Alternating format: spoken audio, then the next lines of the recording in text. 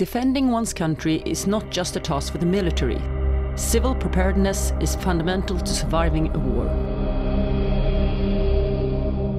REGAN Vest is the Danish government bunker where the Danish government and royal house were to be secured in the event of war or other threats.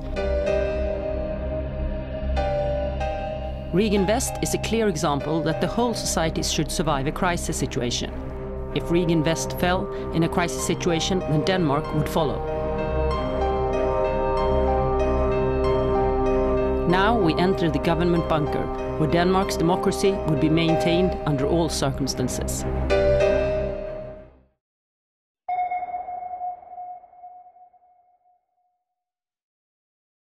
The main task was to coordinate the civil defense in Denmark in the event of an invasion, and the main scenario was that this invasion would come from Russia via Sweden and then to the east side of Denmark.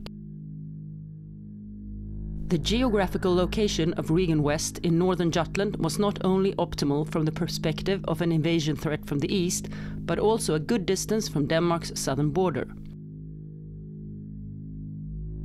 The heart of this gigantic bunker consists of 2 rings with 2 floors in each ring, as well as several different service tunnels and shafts.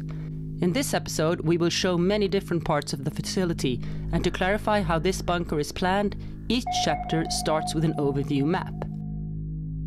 The construction started in 1963, and it took 5 years to complete. The construction was mostly carried out with local labor. They also chose to have a minimal fencing so as not to signal that this was a facility of national importance. The total area of this bunker is 5,500 square meters, with over 2 kilometers of tunnels.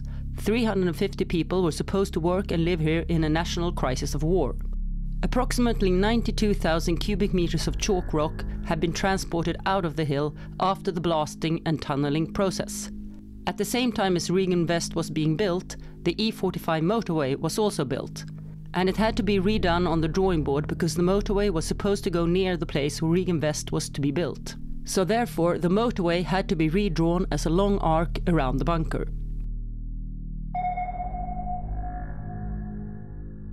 The road to REGAN Vest is a completely ordinary country road. A typical Danish villa from the 60s both greets you and also hides the bunker entrance. The overseer lived here with his family, and the only thing that looks suspiciously different is the oversized garage building containing the transformer that supplied the facility with power in peacetime. It was also classified as a regional command center for North Jutland to further mask the facility's status as a national bunker. The interior is a time capsule from the active era, everything preserved as it once was.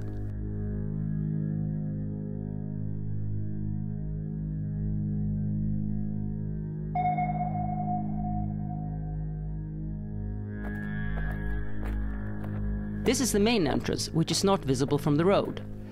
As this is a civilian building, no weapons are allowed in the facility. The only weapon that was present was in connection with a guard in this main entrance. REGAN Vest was commissioned in 1969 and always meticulously maintained since then.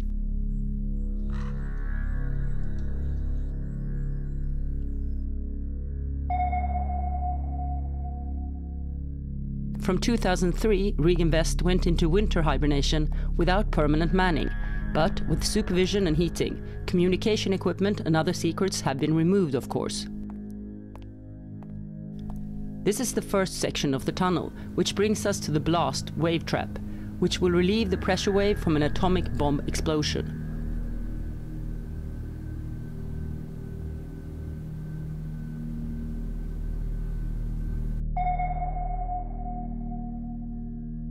Now we enter the main tunnel to the bunker complex. Under the floor, several pipes run here for diesel, sewage and electricity. We increase the pace a little because this part of the tunnel is 300 meters long. After excavating the tunnels, they have reinforced the raw chalk surface with steel skeletons that have had concrete sprayed on afterwards. REGAN Vest's secret working name during construction was the Experience Facility. It took 5 years to complete. The rib design of this part of the tunnel should slow down the pressure wave's progress.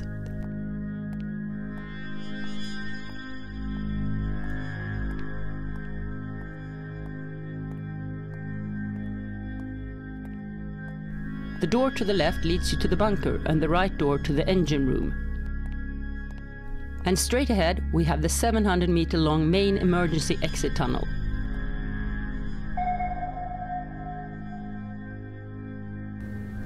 Bats hibernate in this part of the tunnel, and this tunnel consists of raw lime, which the approximately 400 bats prefer to hang out on. This tunnel is closed in December and January in order not to disturb the bats when they are in their hibernation.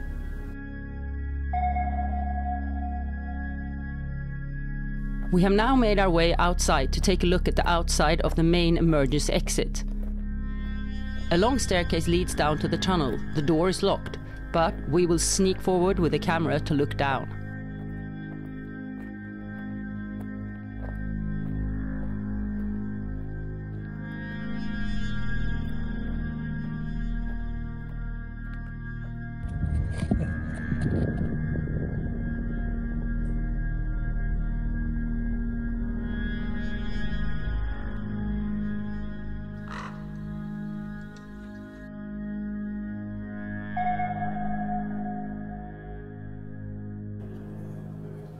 The door to the generator room weighs 2.5 tons. Now we're going into the engine rooms. In REGAN Vest there were 2 backup diesel generators, but only one was used in operational mode, the other was in reserve. The electricity supplied during non-war operation was connected to the garage on the outside. In order for the bunker to be completely independent, all possible tools and machines must be here to carry out repairs and maintenance.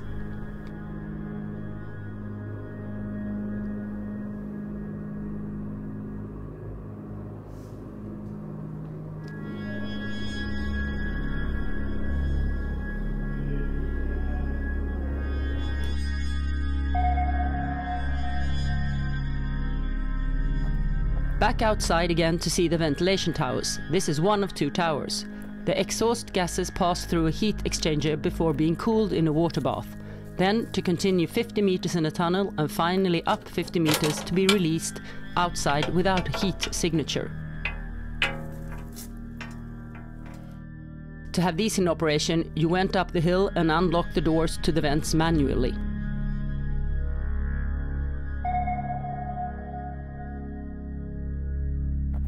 For the sake of order, we will take a look at ventilation tower 2.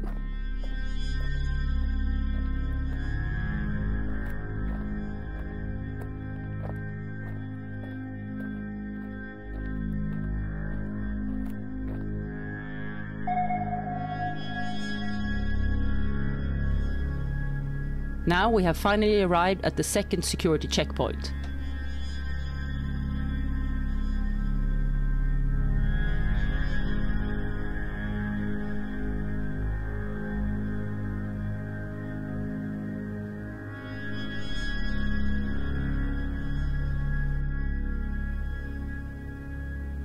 REGAN Vest was active from 1969 to 2012. The central facility consists of 2 rings consisting of 2 levels. That is, 4 rings with approximately 80 rooms each. Ring 1, which is closest to the entrance, housed the office parts and ongoing operations on the upper floor, and the lower floor housed the communication rooms, technical equipment and the important radio studio for communicating with the Danish population. Also, the hospital wards were down here, including doctors and nurses. Ring 2, which is located furthest into the bunker, was the actual residential part, with living rooms and bedrooms. There was also a cafeteria and a living room here. When the facility was fully staffed, there were no sleeping places for everyone, so they were divided into 12-hour schedules. Now we have managed to get through the second security check. We now have the central parts in front of us.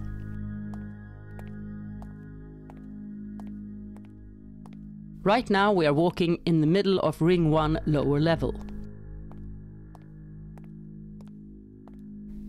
Having these straight tunnels through the rings greatly minimizes foot traffic among the offices and residential areas and are used as shortcuts to get to all the different parts of the bunker faster.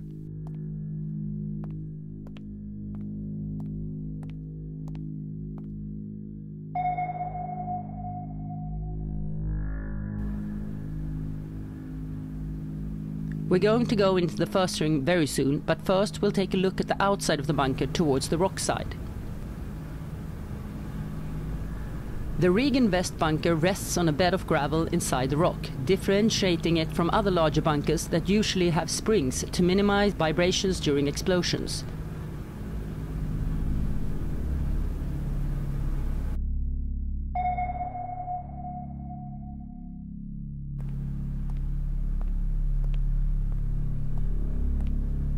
Ring 1, which is closest to the main entrance, was the main office space, and the upper floor was the daily operation space.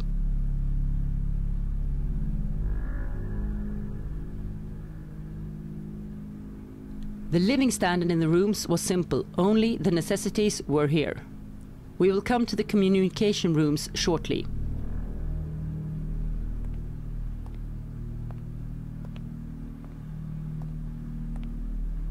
The advantage of constructing the bunker in circles was that you could save a lot of digging and excavating, and that you would get better and safer tunnels.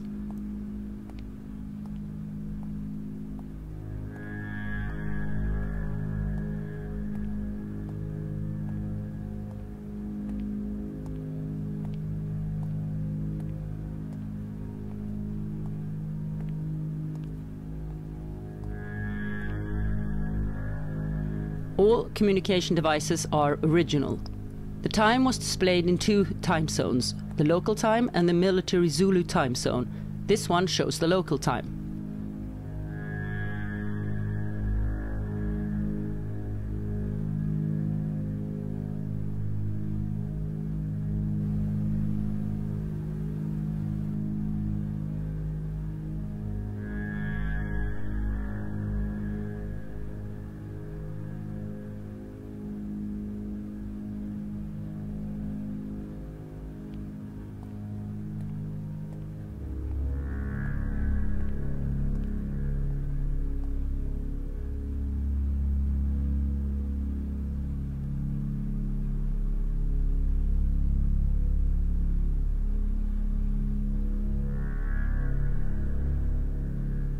All broadcast and receiving of radio signals took place in a separate bunker located 2 kilometers from REGAN Vest.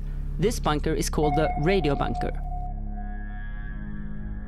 Here is the radio bunker, and up here is the REGAN Vest.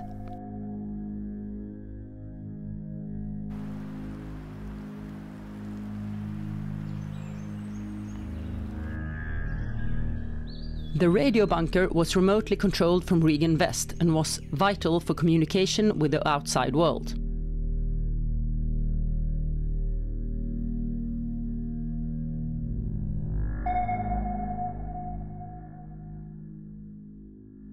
In this room, NATO had all its equipment for communication, and all important electronical equipment was resting on a shock-absorbing structure.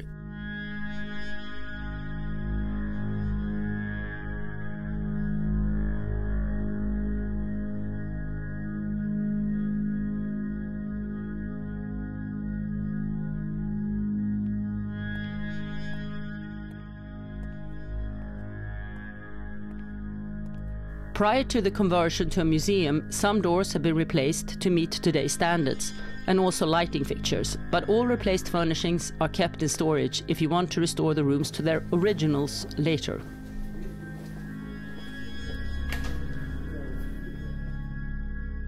The secrecy among the local residents around the bunker was high. Many knew that something existed, but no one told.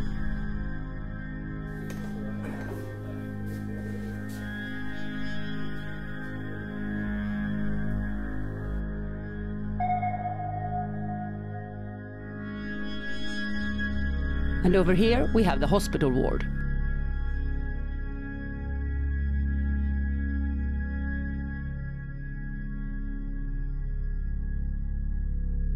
There will be 2 doctors and 6 nurses here in the hospital room.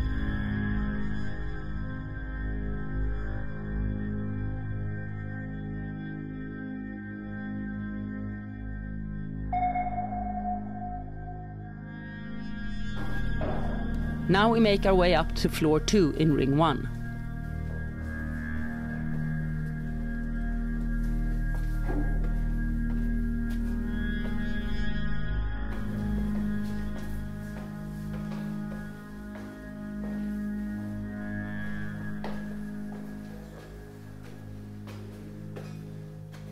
Here in Ring 1, the colors are green on the lower floor and blue on level 2.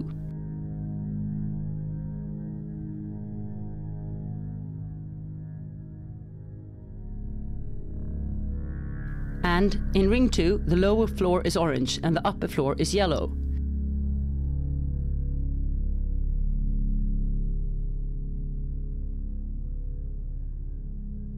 In addition to the ministers and the Queen, the Chief of Defence and the heads of defence and police intelligence services, the Home Guard, the National Police, the Maritime Administration and Civil Defence would also be on site in the bunker.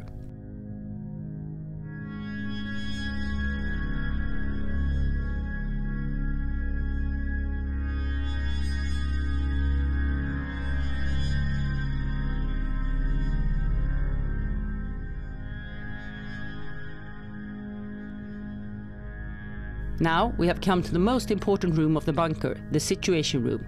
It was here that all important decisions were to be made, and situational data from the outside world were analyzed.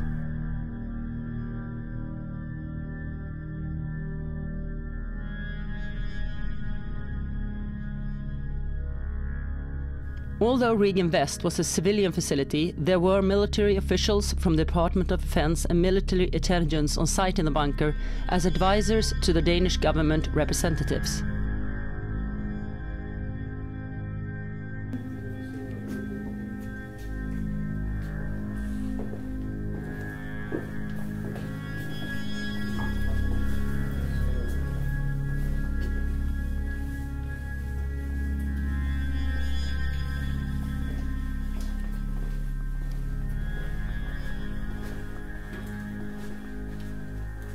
This is the VIP room, intended for Queen Margrethe to live in.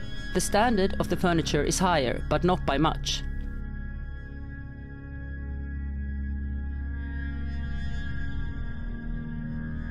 In addition to a couple of desks and the obligatory ashtrays, there are also a couple of paintings on the wall for increased comfort.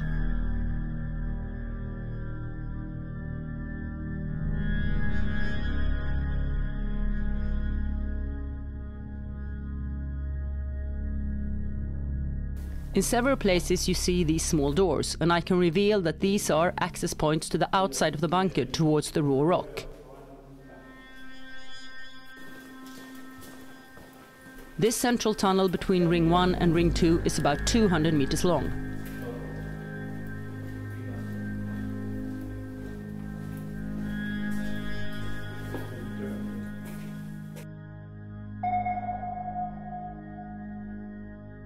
Here we come into the air intake rooms and the two emergency exits.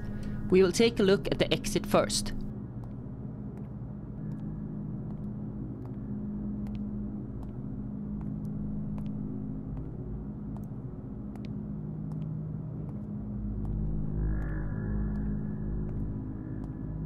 Supplying the bunker with the fresh air is essential for survival, hence a number of rooms containing various filters and ventilation ducts.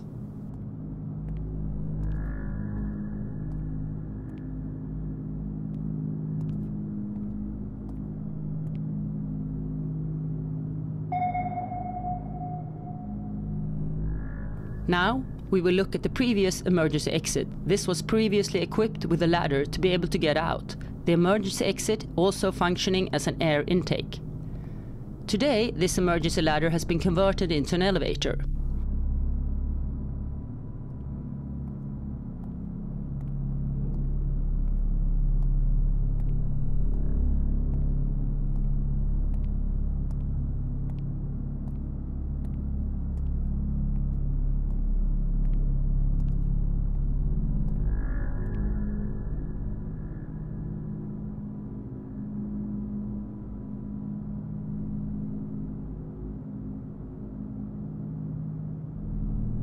And this is what it looks like on the outside, about 60 meters up to the surface.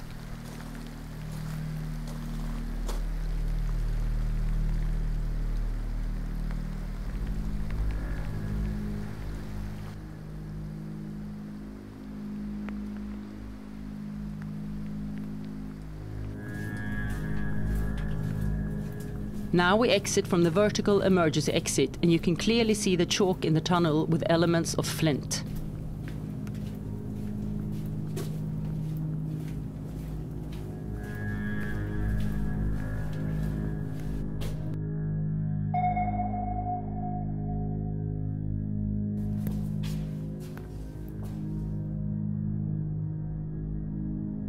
Up here we have an emergency exit where people were winched up in a basket, which is called the rocket.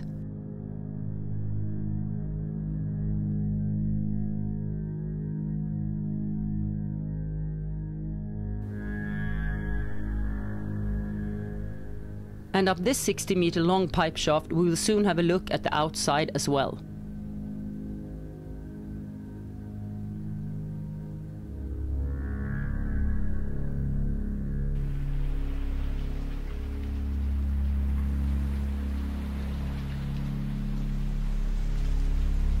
Over the years, moss has started to grow on the outer parts of the bunker, which is a perfect camouflage.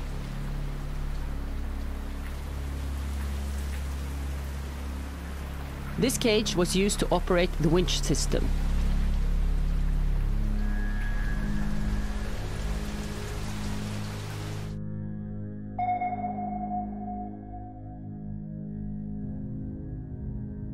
Now we are back in the rooms that purified the air. A variety of filter systems existed to clean the air.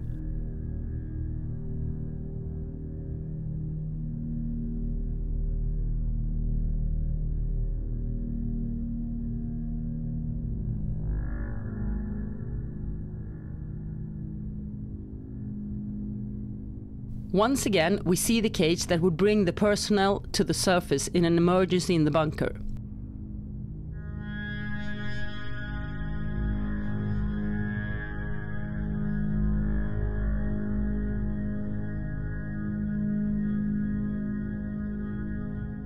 This bunker must be a prepper's dream, so much of everything possible in stock.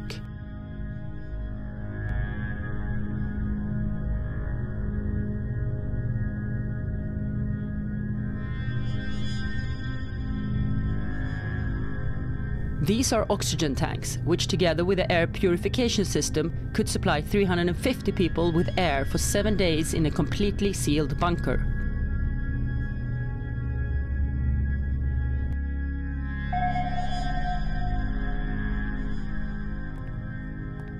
Now we have come to Ring 2. This was the residential part and areas for socializing.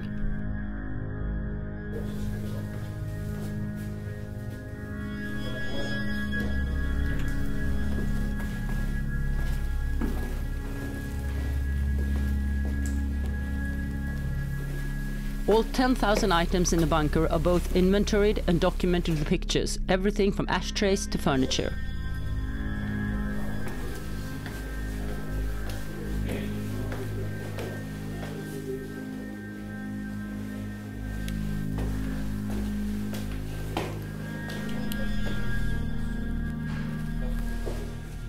Now we have entered the kitchen and continue to the living rooms, the dining room and the lounges.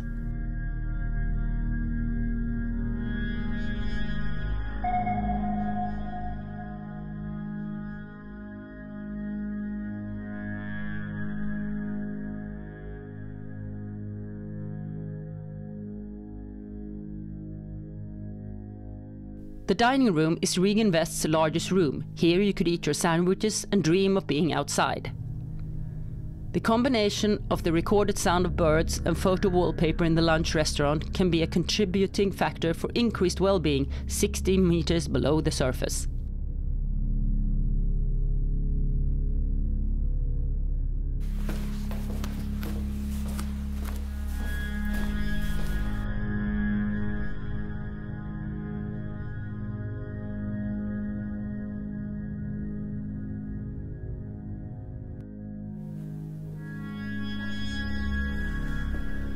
This is REGAN Vest's signature room. Danish design elements were allowed here.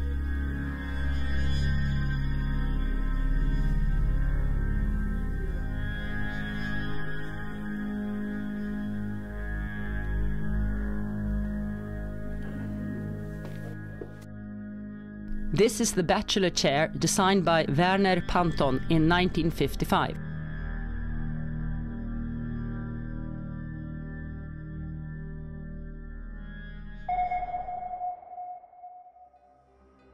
Now we start walking towards the exit. And I will very soon stop talking and leave you alone so you can enjoy the 6-minute walk out of the bunker. REGAN Vest was built in the middle of the Cold War, where the royal family would share housing and their lives with officials from the state of Denmark. Here they would live their lives side by side during a Third World War. As always, thanks for watching and see you in the next episode.